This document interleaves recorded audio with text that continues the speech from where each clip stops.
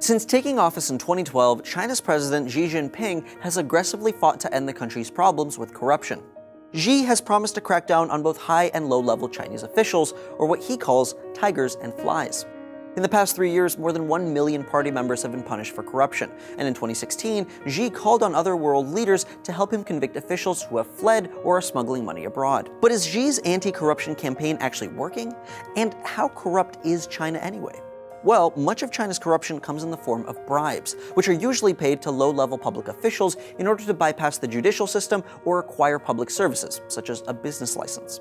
Although this practice is technically illegal, it's deeply embedded in Chinese society. In fact, for centuries, the country has promoted the practice of guangxi, or expanding your professional network using gifts or small favors. Although this is legal and often totally harmless, this cultural norm has paved the way for bribes and illicit special treatment. Corruption is especially deep-seated in Chinese politics.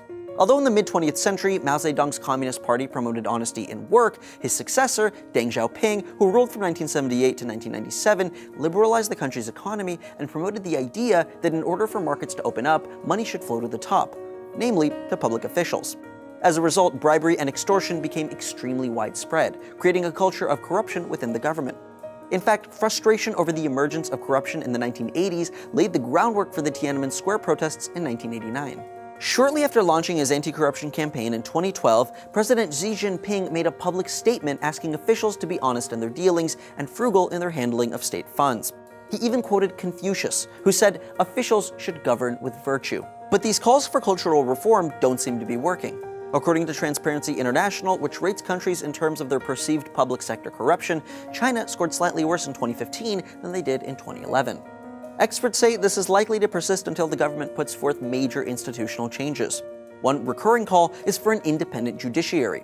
China's Communist Party rejects the idea of separation of powers, leaving trials subject to interference by the state. Lower courts are particularly susceptible, as local governments appoint and pay their judges. There have also been calls for even more progressive reforms, like introducing democratic elections or allowing people to sue their government. But these are major structural changes, and as an authoritarian government, the Communist Party will likely reject any measure that brings its legitimacy into question. Instead, President Xi continues pursuing a new set of standards and simply asking party officials to be good people. If you're like me and love history, science, and exploration, you should check out Discovery Go, where you can binge watch all seasons, current and past, of your favorite Discovery Channel shows. Check out the link in the description below to learn more.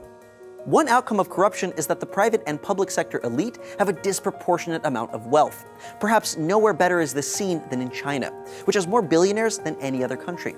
So why does China have so many billionaires? Find out in this video. Well, since 1978, China's economic growth exploded, following the reversal of strict communist policies instituted by former leader Mao Zedong. In the past few decades, the country's per capita wealth has increased by nearly 10% each year. Thanks for watching Secret Daily. Don't forget to like and subscribe for more videos every day.